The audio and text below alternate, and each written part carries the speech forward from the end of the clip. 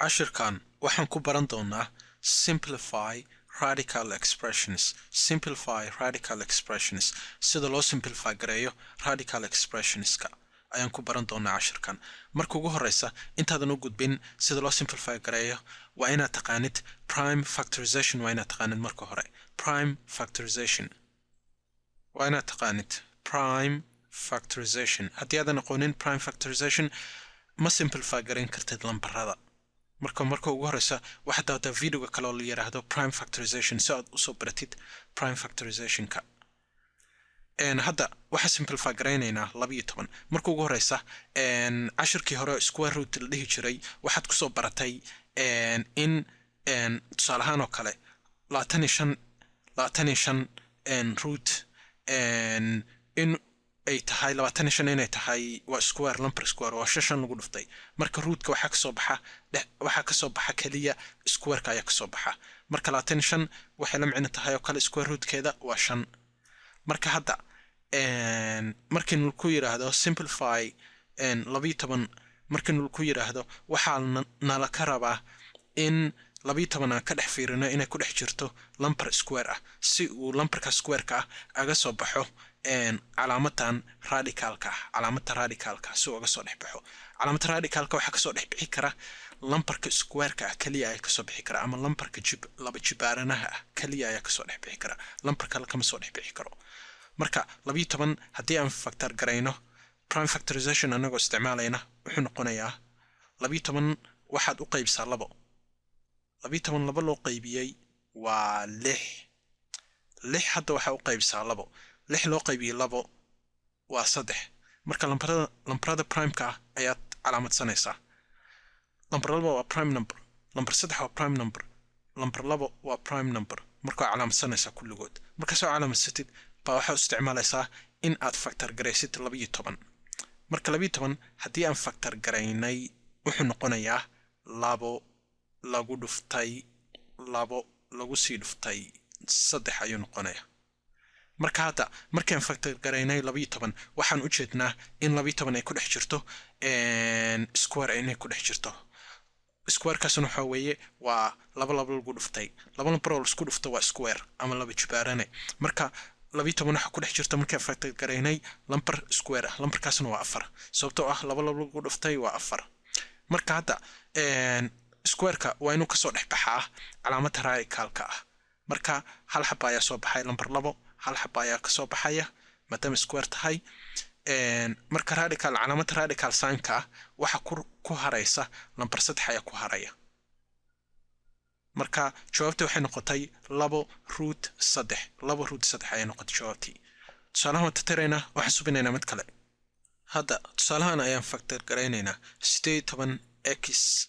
oo leh exponent 3 18x oo leh exponent 3 marka hadii factor gareyno 18 wuxuu noqonayaa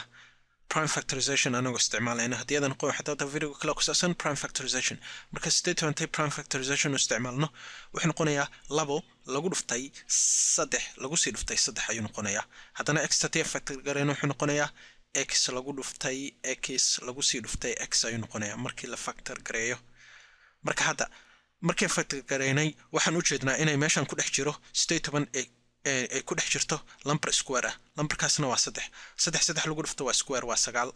marka square-kan waa inuu hal xaba balaanka u soo baxaa marka number 3 balaanka u soo baxaya marka balaanka u soo baxo waxa kale oo jeedna markii xarfahan factor gareynay 3 oo leh exponent 3 markay x oo leh exponent 3 marka factor gareynay waxaan u jeednaa in uu meeshan x leeyahay square ku dhex jiro 2x oo la isku dhufto waa square marka labada x square-ka labada waa inuu hal number balaanka soo baxaa marka uu soo baxay x-ka balaanka soo saarayna marka hadda kan balaanka hal xaba soo saarnay labadan 3na hal xaba balaanka soo saarnay maadaama square-yaal yihiin marka meesha waxa ku haray radical sign-ka calaamadii radicalka waxa ku haray number 2 iyo x tan ayaa ku haray marka 2x ayaa ku haray calaamadii 2 iyo xarafka x ba ku haray radical sign-ka calaamadii ahayd marka jawaabtu waxay noqotay 3x root 2x ay noqotay tusaalahan tatarayna waxaan subinaynaa mid kale hadda waxaan subinaynaa 72 waxa lagu yiri factor garee marka ugu horeysa waxa lagu yiri simplify it marka waxa subinaynaa marka ugu horeysa 72 ayaa factor gareynaynaa si aan aga fiirino inay 72 ku dhex jirto lambar square ah ama laba jibaarana ah marka hadii aan factor gareyn 72 anagoo isticmaalayna prime factorizationka wuxuu noqday 2 lagu dhuftay 2 lagu sii dhuftay 2 lagu sii dhuftay 3 lagu sii dhuftay 3 ayuu noqday intaan taas ku dhufatid lambardan 3 intaan taas ku dhufatid waxa helaysaa maxaa la jiray 72 marka hadda marka factor gareynay 72 waxa uu jeednaa inay ku dhex jiraan lambar square ah 2 lagu dhufto waa square 3 lagu dhufto waa square marka waa inay balaanka u soo baxaan square ka radical sign-ka waa inay balaanka uga soo baxaan marka lambar 2 balaanka u soo boodaysa lambar 2 balaanka u soo baxaysa 3na balaanka u soo baxaya sababtoo ah waa maxaa la jiray square ama laba jibaarane marka 3na u soo baxaysa oo isku dhufasho marka calaamadii isku dhufashada waa inay dhexdooda u dhaxaysiisid marka radicalka hada maxaa ku haray marka radicalka waxa ku haraya kan hal xaba balan ku soo baxay square ka balan ku soo baxay kan waa loo soo bixiyay lambar 2 kaliya ayaa ku haraysa lambar 2 square ma haysta ayada marka 2 baa ku haraysa radicalka marka jawaabtu waxay sii noqonaysaa isku dhufo marka hadda 2 ku dhufo 3 2 lagu dhuftay 3 waa 6 hadana labadiina waa kana caadi baa u dhiganaynaa marka final answer-ka wuxuu noqday 6√2 tusaalahan tatirayna waxaan subinaynaa mid kale hadda waxaan subinaynaa tusaalahan x oo la exponent 6 baa lagu yiri simplify garee marka ugu horeysa waxaan subinaynaa x oo la exponent 3 ayaan factor gareynaynaa si aan u fiirino in square ku dhex jiro meeshan in kale marka x oo la exponent 5 markii lagu dhufto muxuu yahay waa 5x oo isku dhuftay x ku dhufo ku sii dhufo x ku sii dhufo x ku sii dhufo x 1 2 3 4 5 waa 5x oo isku dhuftay markii aan factor gareynay x oo la exponent 3 ama x to the 5th markaan factor gareynay wuxuu noqday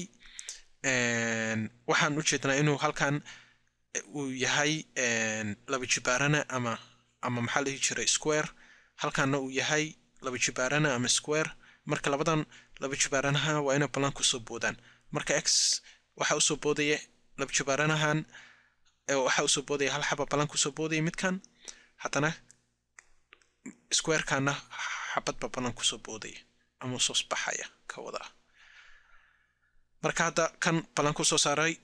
square kiisa kan waa soo saarnay marka meesha waxa ku haray x kaliya ay ku hartay x hal x baa ku hartay meesha x taas oo ah meesha midda aanan haysanin maxaa la jiro lambar oo laba jibaarana kale okay hadda isku dhufo marka wuxuu siyaa marka x isku dhufo x lagu dhufta x waa x square sababtoo ah laba xaraf marka isku dhufanayso waxa la subiyaa exponent-gooda isku dara waxa soo taqaana tiyada aqoon waxa soo daawataa video-yaash kale oo dhan oo ka horeeya kuwan si aad u soo baratid waxyaabaas basic ah jawaabtu waxay noqotay marka x square root x ay noqotay x square root x salaamta tirayna xusubinayna mid kale hadda waxa lagu yiri simplify this radical expression marka ugu horeysa waxaan subinaynaa lambarka kore qaybta kore waa root 20 kan ayaa simplify gareynaynaa si aan u fiirino in 20 ay ku dhex jirto lambar square ah si uu hadhowtii calaamadda radical kaaga soo baxo lambarka square ka marka lambarka kore horta kan hoos waan dhiganaynaa lambar 2 weeye marka soo dhigatid kan kore ayaan factor gareynaynaa oo 20 ka ah marka 20 maxaa weeye hadda la factor gareeyo 20 waa 2 lagu dhuftay 2 lagu sii dhuftay 5 hadii la factor gareeyo 2 lagu ku dhufo 4 ku sii dhufo 5 waa 20 oo sidaas marka saa factor gareysid hadda marka 20 factor gareynay waan u jeednaa in 20 ay ku dhex jirto lambar square ah sababtoo lambarkaas waa 2 lagu dhuftay waa square waa 4 marka labadaas hal xaba balan ku soo baxaya lambar 2 uu soo baxay square kaas uu soo baxay markuu soo baxay waxa ku haray marka meesha waxa ku haraya lambar 5 baa ku haraya root-ka ama radical sign-ka ama calaamadda radical-ka lambarka hoosana waa inaan dhiganaa marka saas u dhigatid hadda waa si simplify gareyn kartaa waa fractionka kale markaas uu bin jirnay rational expressionka markaas uu bin jirnay labada isku kala horeeya waa canceling baa soo bin jirnay Soomahan waa laba way iskansalayaan marka daamay kala koreeyaan ama waa la isku qaybin karaaba marka hadda laba loo qaybiyo waa hal baa soo haraya marka jawaabta waxay noqonaysaa labadan way iskansalayaan marka jawaabta waxay noqonaysaa √5 kaliya soo haray shan baa meesha ku soo hartay oo root leh ama exponent calaamada exponentiga leh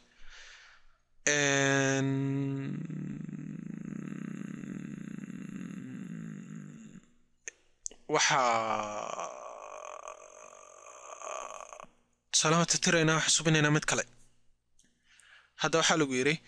simplify this one waa ina simplify garaysid marka ugu horeysa waxaana u jeedna meesha waa trinomial marka waa ina simplify garayna trinomialka haddii noqon si loo simplify sida loo factor gareeyo trinomialka xataa video kale ku saabsan factoring trinomial iska daawo okay haddii factor garayna trinomialkan wuxuu noqonayaa marka ugu horeysa greatest common factor ka dhaxeeya kulligood waa 3 number 3 kulligood uu qaybin kara marka 3 baa dhiganaysa parenthesis hadana wuxuu noqonayaa waxa soo taqaan haddii aad noqon video kala daawo okay wuxuu noqonayaa hadana 3 loo qaybi 2x weeye 2x hadana 3 loo qaybi waa hal marka parenthesis marka saa simplify garaysid baa hadana waxa subinaysaa waad factor garaynaysaa marka daan factor garaynay si aan waxnu factor garaynayna waxaan doonaynaa inaan ogaano in uu ku dhex jiro number maxaa la jiray square ama laba jibaarana si uu meesha ga soo baxo marka daan factor garaynay kan wuxuu noqonayaa x lagu daray hal parenthesis x lagu daray hal marka waa hadda markay aan factor garaynay trinomialkan waxaan u jeednaa in meesha ay ku dhex jiraan square sababtoo ah x lagu daray hal iyo x lagu daray hal hadii waa square way marka midkood waa inuu balanku soo baxaa waa inuu mid balanku soo baxaa kuwan marka hadda waxa uu soo baxay balanka x lagu daray hal square kan waa inuu meesha ka soo baxaa x lagu daray hal uu soo baxay marka meesha waxa ku hartay number 3 baa ku haray radical sign-ka ama calaamada radicalka ah number 3 baa ku hartay marka jawaabtu waxay noqotay sidaas x + 1 √3 bay noqotay √3 final answer-ka waa inta salahan wada tirayna xusubinayna mid kale hadda xusubinaynaa √14 waxa lagu yiri simplify garee marka ugu horeysa 14 waan factor garaynaynaa si aan u ogaano in 14 ay ku dhex jirto square iyo in kale ama la bijbaarana ku dhex jira 14 marka 14 hadii aan factor garaynay wuxuu noqonayaa 2 lagu dhuftay 7 ayuu noqonayaa 2 lagu dhuftay 7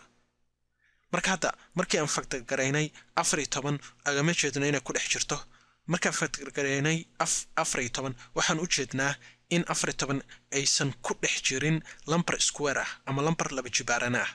marka 14 cannot be simplified uu noqonayaa ama lama simplify garayn kara marka waa iska √14 way jawaabta lama fits wax balanka uma soo bixi karaan numberka ku soo bixi kara balanka waa numberka laba jibaaranaha ama square-ka ah laakiin hadda 14 ma haysato laba jibaarana kuma dhex jiro marka balanka uma soo bixi karo jawaabtan waa iska 14 tusaale kala subinayna waxa subinayna tusaalahan hadda simplify garee marka ugu horeysa numberka hoos soo dhiganayna kan kore root-ka ah waa simplify garaynayna content simplify garee wuxuu noqonayaa 2 lagu dhuftay 5 lagu sii dhuftay 5 buu noqonayaa saas buu noqonayaa marka waa u jeednaa inuu meeshan square ku dhex jiro waa 5 ku dhufaa square balanku soo haadaya markuu saas ugu soo baxo gudaha waxa ku haray number 2 baa ku haray markuu saas ugu haray kii hoosana waa 5 markuu saas yahay labadan waa iskansalayaan sababtoo ah waa in iskansalaan waa isku qaybis 5 loo qaybiyo waa hal baa soo haray marka halka lama dhigto waxa la soo haraya marka √2 baa soo haraya √2 marka jawaabtu saas bay noqotay cashirkan meeshaas ayuu ku dhamaaday